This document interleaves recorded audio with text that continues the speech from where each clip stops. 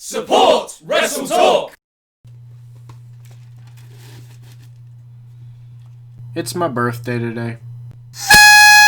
What's going on, WrestleTalk friends and fans? This is Tempest from WrestleTalk.com, and I'm proud to bring you a special birthday edition of the WrestleTalk Recap. This, of course, is the show where I break down the news and notes in the week of professional wrestling, so let's get things started real quick with the match of the week. The match of the week this week goes to Finn Balor vs. Kyle O'Reilly, the main event of NXT TakeOver 31. It should come as no surprise that these two put on a hell of a match given their track record, but I shudder to think at just how much better this match could have been even still had Finn Balor not broken his jaw. Moving on to the show of the week, we've got New Japan Pro Wrestling's G1 Climax 30 Day 9.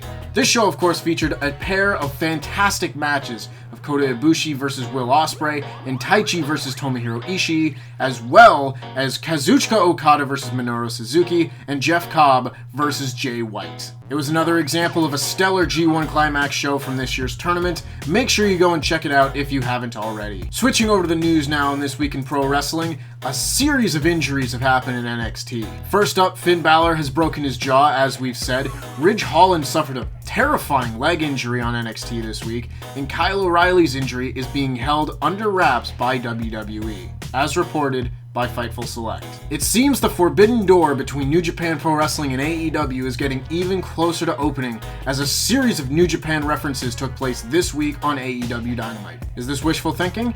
I hope not. And finally, Paige and Zelina Vega have teased unionizing in WWE after WWE has cracked down on their use of Twitch and other third-party platforms. Moving over to the shows this week, we had NXT TakeOver 31. This show, of course, featured a stellar main event, which we've already talked about, but it also featured a number of very good championship matches. First, of course, you had Damian Priest defending the NXT North American Championship against Johnny Gargano.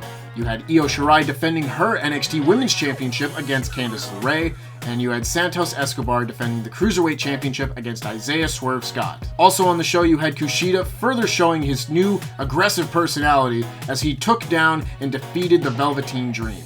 And perhaps in the biggest news of the night, you had the returns of Toni Storm and Ember Moon to the NXT Women's Division. The following night on Monday Night Raw, we had the shocking reveal that Mustafa Ali is actually the leader of Retribution. Meanwhile, Mercedes Martinez out of the group, heading back to NXT. Speaking of NXT, on Wednesday we saw a horrific injury as Ridge Holland tried to catch Oney Lorcan on a dive only for his leg to give out underneath him.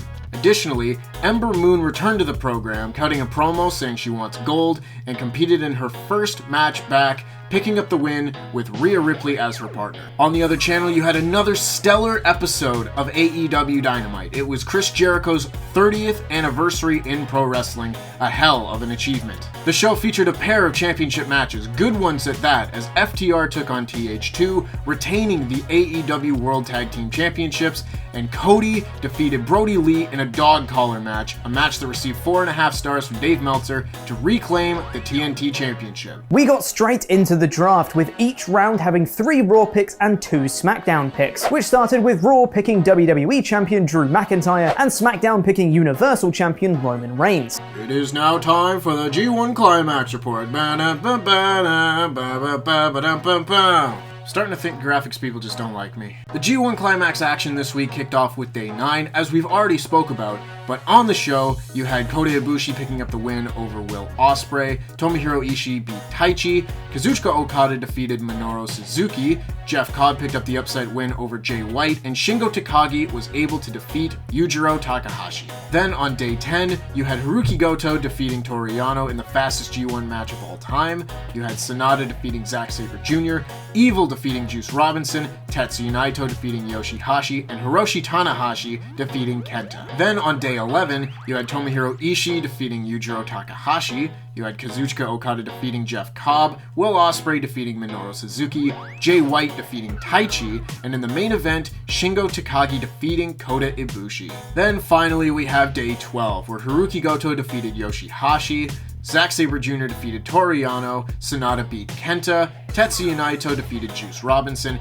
and Evil defeated Hiroshi Tanahashi in the main event. And now a word from our G1 correspondent. Hey, Jesse, who's gonna win the A block? Is it gonna be Jay White, or is it gonna be Kazuchika Okada? Oh my. Jesse, who's gonna win the B block? Is it going to be Evil?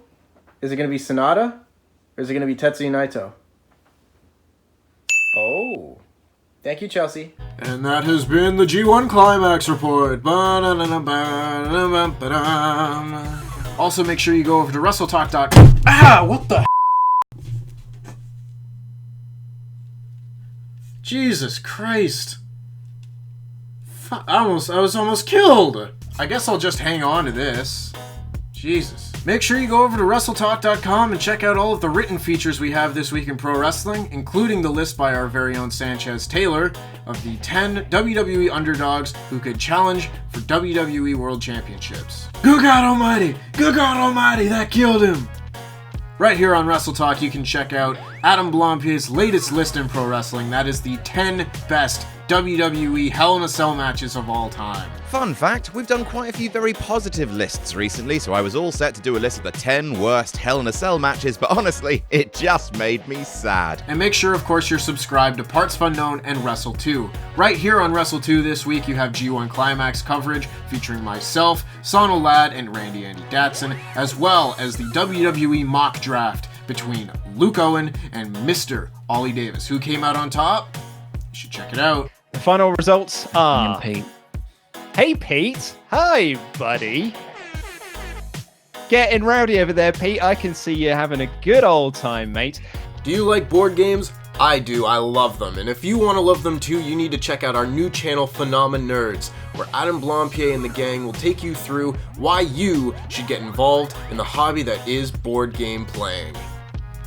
Do you like board games? Then you'll love Phenomenerds, a channel all about the best board games your money can buy. Coming up this week on our various channels, you have Quizzlemania 20, where we will feature Carl Anderson and Doc Gallows, the famous Good Brothers tag team. You know them from WWE, New Japan Pro Wrestling, Ring of Honor, Impact. You do not want to miss this. And that just about wraps it up for this week's WrestleTalk recap. I've been Tempest from WrestleTalk.com. Make sure you give this video a like and a subscribe. Do it for me, it's my birthday. Come on, you know you want to. Make sure, of course, you follow us on Instagram and Twitter. Our Instagram is @WrestleTalk.official. Our Twitter is @WrestleTalk_TV. You can follow me on Twitter @TempestWT, and I will see you next time.